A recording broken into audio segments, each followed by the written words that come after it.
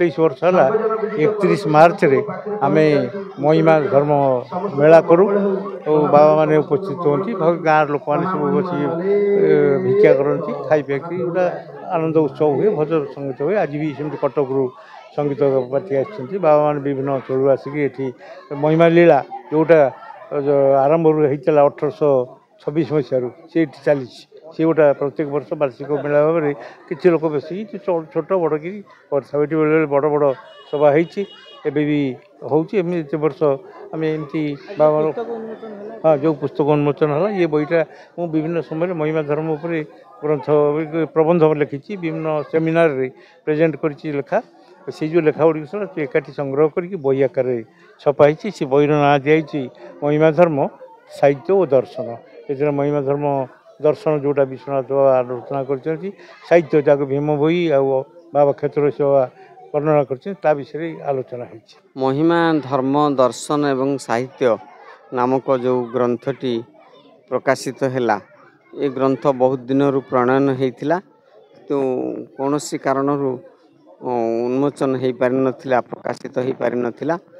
यहाँ महिमा धर्म सेवा ट्रस्ट तरफ महिमा गादी तरफ प्रकाश होती बहुत बड़ कथा धन्यवाद कथा एथिरे महिमा धर्म संपूर्ण दर्शन एवं साहित्य लिखाही आउ ताको आमे तन तन करी पढ़ी ठीक सेमती जमती सजैकी प्रकाश हवा कथा सेमती सजैकी प्रकाश करूँ प्रणम पूज्य परम पूज्य बाबा मानकर आउ जो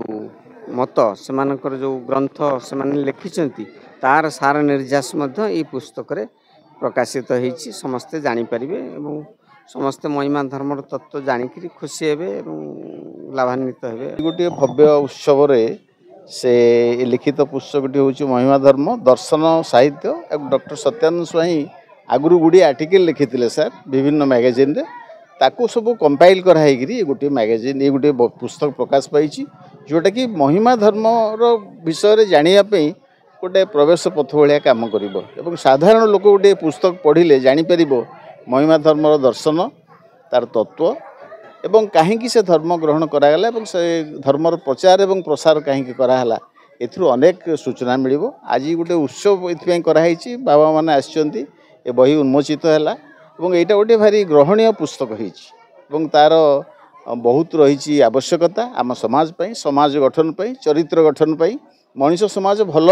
मनीष तैयारी करिवो एटा गोटे ताकू भल उपादान ताकू जोगेइबो तेणु पुस्तकर उपादेयता बहुत अधिक रही जो कि आम समस्त आग्रह सहित ये उत्सव को आसचे एवं ये उन्मोचन उत्सव आम सक्रिय अंश ग्रहण कर।